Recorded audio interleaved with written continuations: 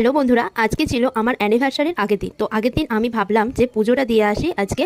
তো যাব হচ্ছে নৈহাটিতে বড়মার কাছে। তো সেখানেই পুজো দিতে যাওয়ার অনেক দিনের ইচ্ছা ছিল, নতুন মন্দিরটা হওয়ার পর থেকেই। তো যাই যাই করে আর যাওয়া হয়ে উঠছিল না। তো ভাবছিলাম যে একদিন তো যেতেই হবে, তো অ্যানিভার্সারির আগের দিনটাই বেছে নিলাম, কারণ হচ্ছে অ্যানিভার্সারির দিন সকাল সকাল বেরোতে পারবো না। তখন ছিল শীতকাল, তো ফেব্রুয়ারি মাস চলছিল, আমাদের 11 ফেব্রুয়ারি হচ্ছে অ্যানিভার্সারি। আর আমরা তার আগের দিন মানে 10 তারিখ গিয়েছিলাম। তো বিকালের দিকে গিয়েছিলাম ট্রেনে করে, খুবই কাছের রাস্তা। আর এতটা কাছের রাস্তা হওয়া সত্ত্বেও এতদিন আসা হয়নি, মানে কালী পুজোর সময় একবার ঠাকুর দেখতে এসেছিলাম। তো আমাদের কিছুক্ষণ দাঁড়াতে হয়েছিল, যেহেতু মন্দিরটা সকালবেলা পুজোর পর কিছুক্ষণ বন্ধ থাকে, বিকালবেলা মানে দুপুরবেলার দিকটা বন্ধ থাকে। তো আমরা 4:30 নাগাদ আবার লাইনটা ছাড়লো। তো পৌঁছে গেলাম মায়ের কাছে। আর মায়ের মুখ দেখলে তো সবারই মন ভালো হয়ে যায়। মায়ের কাছে সন্তানরা তো সবসময় নিরাপদ, যেতেও ভালোবাসে সেখানে। তো অনেকদিন ভিডিও করা বন্ধ রেখেছিলাম, তাই ভাবলো এই ভিডিওটা দিয়ে আবার শুরু করি নতুন করে। তো এই দেখো পুজো টুজো দেওয়া হয়ে গেছে, আর এটাকে প্যাকিং করে নিয়েছি, মানে প্রসাদটাকে। তারপর একটু ফুচকা খেয়ে নিলাম। আর তারপরে আমরা চলে গেলাম নৈহাটি ফেরিঘাটে। তো নৈহাটি ফেরিঘাটে যাওয়ার পর দেখো মানে এত সুন্দর সেদিনকে আর কি চারপাশটা লাগছিল যে কি বলবো, মানে খুব একটা গরম ছিল না, ঠান্ডাই ছিল বলতে পারো।